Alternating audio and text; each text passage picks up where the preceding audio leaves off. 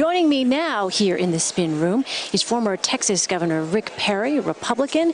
Governor, thanks so much for being here. You're welcome, Millie. Let me just start off by asking you about the thing that a lot of folks on both sides of the aisle are talking about, and that is Mr. Trump's unwillingness to pledge to respect the results of the election if he loses. What do you make of that? I think it's pretty classic Donald Trump.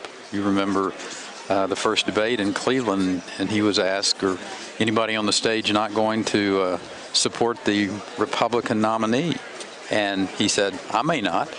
So I think it's pretty classic response from Donald Trump for him to keep people a bit, play them a little bit. And everybody in the media that I talked to took the bait. Because they're all talking about it and they're all asking about it. Well, it's not just the media. I would point to Republican Arizona Senator Jeff Flake, who tweeted just after the debate, "Real Donald Trump saying that he might not accept election results is beyond the pale." Is this beyond the pale, Governor? Oh, listen, there's a lot of things that get said in these campaigns that people will reel back in. I don't get confused about this at all. Donald Trump has been talking about the issue of whether or not elections have fraud involved with them.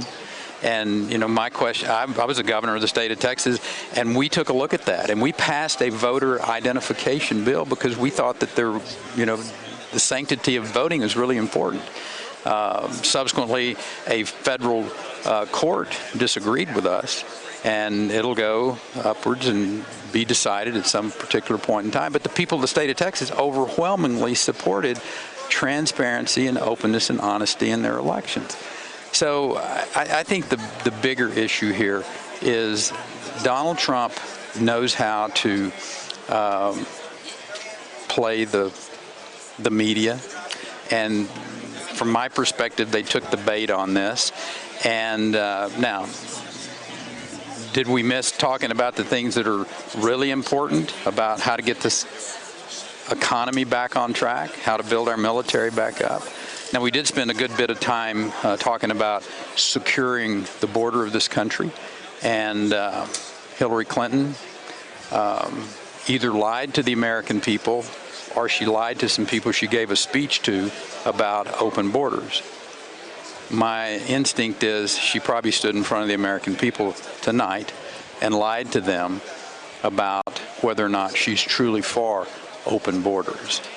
I just want to ask one last question. You said a moment ago that things are sometimes said in the course of a campaign that can be reeled in. Is a comment about the integrity of the American election system something that can be reeled in? I'm not sure he's made a definitive statement. I think he was asked, "Are you going to support the outcome of this election?" He said, "I'll let you know later."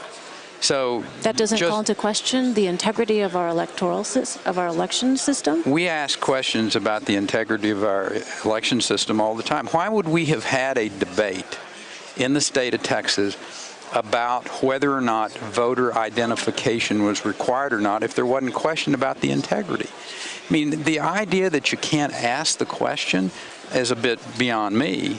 I mean, I don't get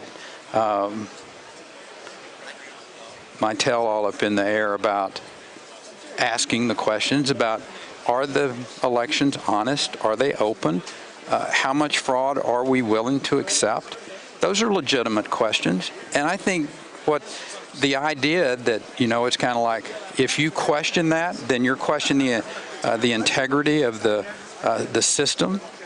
And no, you're just asking the questions and get the answers, find out whether or not there is reason to have those questions asked to begin with. And that's how I look at this. I'm not anywhere near as spun up about it as some people seem to be. Particularly, I'm more worried about that Hillary Clinton never even mentioned the word veterans. She didn't even mention about what's going on with literally tens of thousands of young men and women who have been at war for a decade and they're coming home and they're not getting the services from the Veterans Administration that they've earned, that they deserve. post-traumatic stress, traumatic brain injury, opioid abuse, alcohol abuse, 20 plus a day killing themselves. And she didn't even mention that. I'm passionate about it. And the next president of the United States needs to at least mention it in their debate. And she didn't. All right. Former Texas Governor Rick Thank you, Perry. Lynn. Governor, thank you for your You're time. welcome. Appreciate it.